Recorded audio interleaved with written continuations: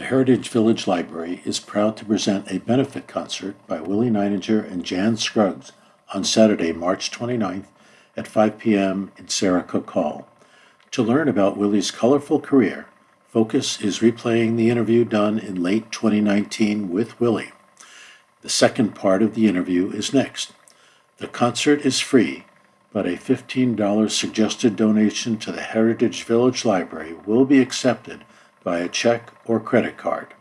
And my dad, did a lot of traveling with me, So he really got the bug. Yeah, he loved to perform. And he'd leave New York and he'd meet you on the weekend to play here, there, or everywhere. Yeah, we drove thousands of miles together. And at this point, because I know eventually you do play a lot with your sister, and you play. Yeah, my brother and sister were also involved at this. They time. were too, also. Yeah. Even though they had, well, at least Jim is a psychiatrist by now, I assume, in the story. But he had his weekends off, so he would show up. Okay. And my sister started doing children's music, but then, off and on we would play together also. Okay. And you're making a living doing this. Well, I had these royalties coming in, I was hanging out in Greenwich Village and everybody's bumming beers off me all the time because I was solvent. It was I can't, it was just stress-wise, it was just such a nice thing to have at that point. Right. Because I told you, because I could feel content in, my identity, and, also I had enough money to pay my rent and didn't have to worry about it too much.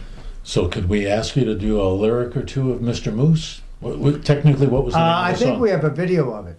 All right, well, we'll play from Pop Rock Woods, maybe. I'm proud to be a moose.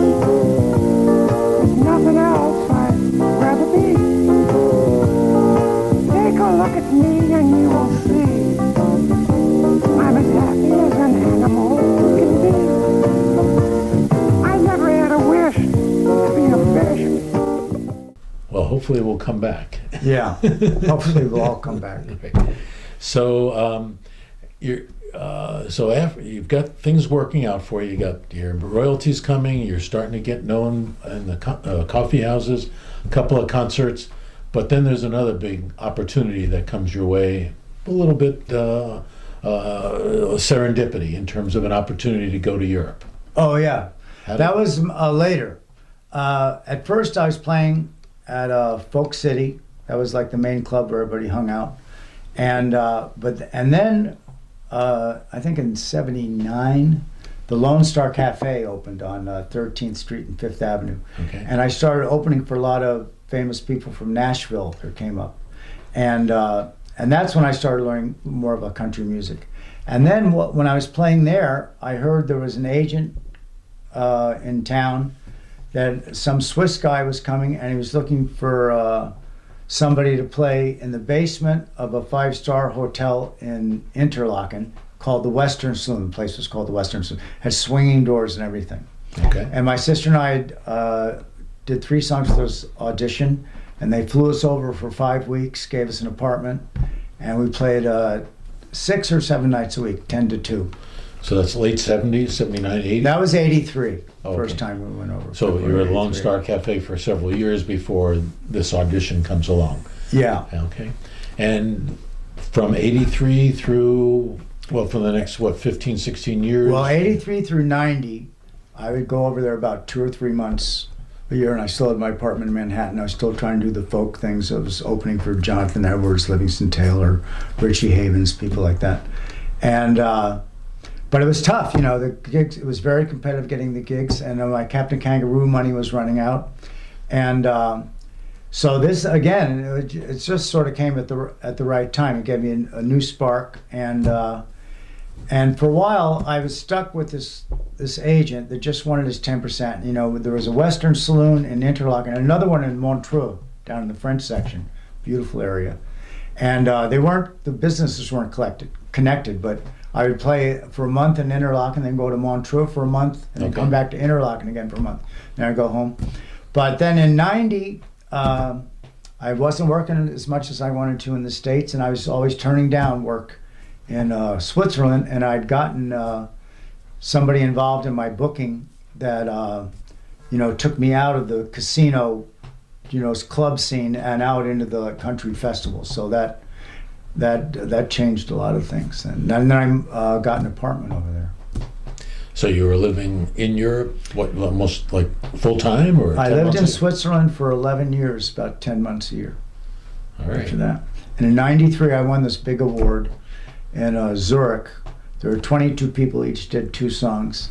And this friend of mine, Peter Bracci, that was worked with the Gstaad Country Festival, was a big music fan, advised me to write. He said, the way you're going to win this contest, you write a 3-part harmony, catchy song about New Orleans, and you'll win. So I'd never been to New Orleans, but I wrote this song and I won. So I was on Swiss national television, which was, I always say, seen by hundreds of people all over the country. But it got me into that echelon, Right. of the festivals. And then for years, I played a lot of big shows over there. You know, A lot of speaking- ski resorts too. Had you produced any records at that point? I know you I had didn't some- produce a record till I was 40. I can't remember what year that was. Probably early 90s. Almost Home was my first CD. I've produced 3 CDs of my own songs. But that, so the early '90s, you're still most 10 months a year in Switzerland. Yeah. So was it cut over here in the U.S. or was? Yeah, there was a studio in Brooklyn that I used for all 3 of my records. Okay. And then I used various musicians that I knew from. And those are all your own songs, I believe. Right, they're all my own songs. Okay. So another tradition that we all know you for is the Mets. Yeah. When do you start singing, and how do you start singing at, I guess, originally Shea Stadium? Yeah. I was always a big baseball fan, as I told you. And then when I moved back to New York, I had a friend named Jeff Hardy, who was a bass player with his brother Jack Hardy, who was a singer-songwriter. I'm sorry, moved back from Switzerland, are you saying? Or What year are we talking about here? No, this is way before that. This is 85, I think. when I moved, when I just moved into Manhattan. Okay. I've been in Manhattan for a couple of years. And I used to go to a lot of Mets games with my friend Jeff Hardy, who was the bass player for Jack Hardy, a songwriter. And one of the few Mets fans around me, and the Mets were just horrendous then. And we used to, we could sit almost anywhere you wanted. The stadium was like empty. And it'd be the type of thing where you go, oh, this is a great game. It's 4th inning and they're only behind by 3 runs, Right. So, and at that time, the national anthem was on TV. So that was attractive to me. And one day I was watching this male-female duo, and they sang it harmonically correct, but it was like in a minor harmony, and it sounded terrible. And I just said, I said, if they can do this, I can do this. So we called them up, and they said, you need a studio quality tape of your version of it. I did this a cappella version with my brother and sister, and we sent it to them. But I think what helped us get in was because I had started playing at the Lone Star Cafe. At the time, the Mets had a couple of players, Doug Flynn and Joel Youngblood. They were from the South, and they used to come to the Lone Star a lot. So maybe that gave me some credibility because I was playing there. But we eventually got booked in there. So that was, your first one was, you say we, it was just yourself or was? No, it was my brother and sister. The 3 of you. And then later on, we got my dad involved. So I told you my dad was born in Saskatchewan. Right. Maybe I didn't say that, but he was. And so that's when the Montreal Expos were still playing. Okay. So, and I'm thinking, in show business terms, well, this is like 2 songs you can play, not just one, because they do the Canadian. So we got my dad to do the Canadian anthem on the violin, and then my brother and sister and I would do the American one. So that was pretty exciting. Yeah. Ladies and gentlemen, please rise and remove your hats for the singing of our national anthem, to be performed today by native New Yorker and singer-songwriter WIllie Nininger. Oh, say, can you see by the dawn's early light what so proudly we hailed at the twilight's last gleaming, whose broad stripes and bright... So about how many times do you think you've performed for the Mets? About 10 or 12, something like that. And one time I did for the White Sox. I was going to say, Chicago. so you've done you're not solely a Met singer. You'll sing for anyone. I will, almost. So, but back to Europe. So this really great opportunity comes your way You make the most of it for a number of years, win the award over there in Europe, get well established. And then in I think it's the late 90s, there's a change in the situation for your father. Yeah. My mom passed away in 2001, and my dad had this stupid disease called progressive supranuclear palsy. It's sort of like Parkinson's without the tremors. Okay. But he was losing mobility, and either somebody had to take care of him or he had to go into a home. And we all knew if he went into a home, it would not be good. Right. But they had moved to the Heritage Village. Right. My parents bought a condo here in 98. 90, so They've been soon here after. since 98. Okay. They lived in Greenport, Long Island, where we played as a family out in the Hamptons for many years. In 1980, they sold their house in Barcliff. Then they moved here in 98. So between your sister and your brother and yourself, decision needs to be made, and you decide to come back from Europe and basically take care of your dad. That's right. That's right. What did you say, 2000? 2002. 2002. And I assume you'd been to Heritage Village. I mean, Oh yeah, I mean, I told you my parents bought the place in '98. So when I come home from Switzerland, I would come, visit here. stay there, and I still had my apartment, till around that time. So I was sort of shuttling back and forth. Yeah, I'd been around the village a lot. So what was that like to really It change was from different Yeah, I mean, than living in Europe.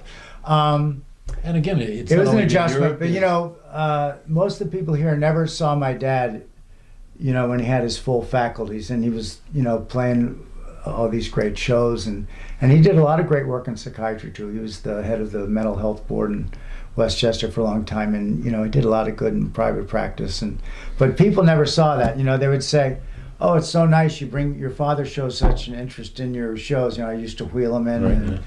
And I said, you don't realize he was the star of the show. So I hope we can get some video, from the old days to show people a little bit the other side of him.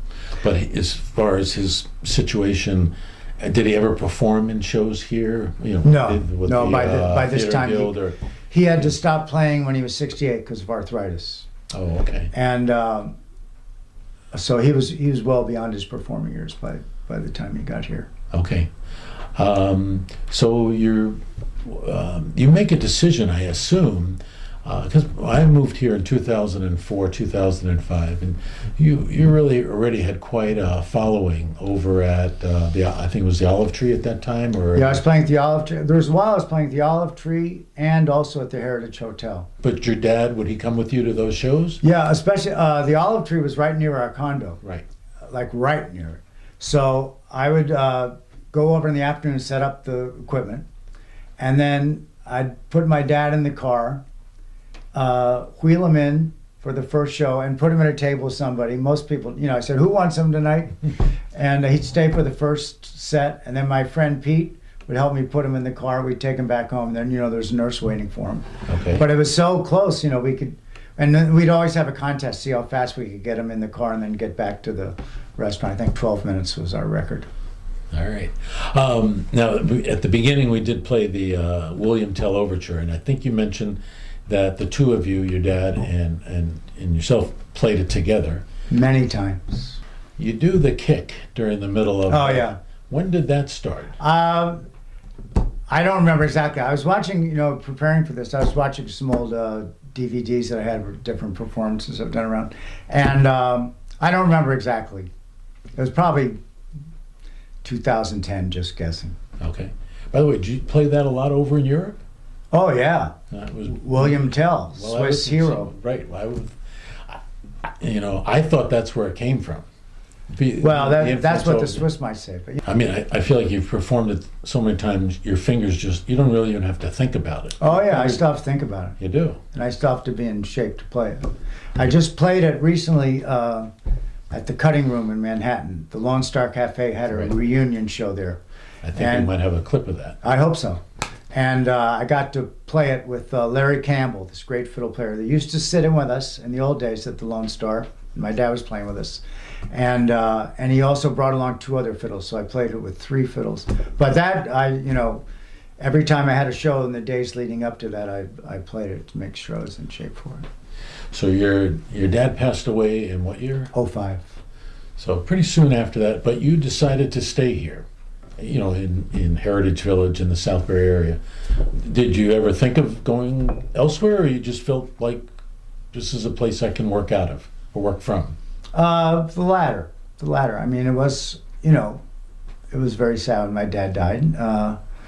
And the easiest thing was to stay where I was. And I had some, I established some jobs here, and I'd started playing the senior circuit. And so sort of the path of least resistance, I think. Okay. And, I was traveling all the time, so it wasn't just like I was, staring at the driveway. Well, my understanding, and I don't remember the exact year, but you start going back to Switzerland pretty Well, regularly. even when I was taking care of my dad, I went back to Switzerland a couple times, because But just for like a month or 5 weeks? Yeah. Or a couple of weeks even. The same thing with England. But when I made a pretty abrupt decision to come back, and at that time my bass player, Carl Guntern, who also ran a big power station near Interlaken, was my manager. Mm-hmm. And I told him, I said, I got to go home. Sorry, I got to go home. And his first reaction was, he said, well, we have some contracts. Because in Switzerland, contract. Yeah. And I said, well, I'll honor the contracts, I'll come back. Right. And so I did, and I still go back there every year. It's nice to go back there. And when you go back, people, I mean, it's your regular crowd, if you will. People come because they know. I mean, some people are getting older, obviously, but And some have died. this happens. But I had a really big following for a while. But but I came home in 2002. That's a long time now. So One of the reasons I wanted to do this interview is I've always enjoyed your music, and as I say, I find you to be a really excellent entertainer. So it's more, more than just listening to the music, but just watching you interact with the audience. But I was surprised when you did an event at the library, which Southbury Library. I want to say it was last spring, and it was quote unquote sold out. it was also free. Yeah, I understand, but still, people came. No, it's good. A lot of good people could not get in, who wanted to be there, and I just realized, what a following you have in this community that has stayed with you. I mean, unfortunately, like you say, a lot of people have moved on to, greener pastures, as we sometimes say, or as maybe the Lone Ranger might have said. But you've clearly touched people with your music and your entertainment. And so I said, well, people need to know, and there's a good story here, and people might want to, if they did know the story, be reminded of the story of how you got here and have made such an impact on this community. But it isn't over. I mean, you still perform very frequently. I know that because we tried to schedule this interview multiple times. Yeah, I'm busy. And every week it was like, well, this would have been a good week, but how about next week? And that's okay. That wasn't complaining. But sort of, what is it that you? Why don't you give us a little summary of what it is you're doing now that kind of gets you out of bed in the morning and keeps you going? Well, I have a lot of morning gigs. That gets me out of bed. Okay. I have a quite extensive performance schedule. I started working with Jan Scruggs in 2009. She hired me for the 350th anniversary of Woodbury, which she organized for 14 months. And soon after that, she started booking things for me. She offered to book things for me. And right away, I noticed I was working like twice as much. And I finally said, are you type A? She goes, I'm A minus. But I remember she said to me one day, she said, most people get up every day and go to work. Why shouldn't you? Ooh. And, well, I didn't mind. I was, a lot of my life, I was looking for more work than I had. So I'm at the point now where I have pretty much as I can handle. I started doing these senior things, still singing with Jan a lot. We've been singing together for about 8 or 9 years. And we do, a wide variety of libraries and senior centers. I do a lot of assisted living. I do a strolling gig at the Alzheimer's Place in Southington. I did 290 shows this year. Wow. And I played a little tennis in between. Yeah. That's a lot of shows. It is a lot of shows, but luckily I'm always- still young and strong. Yep, luckily, as opposed to some of others of us.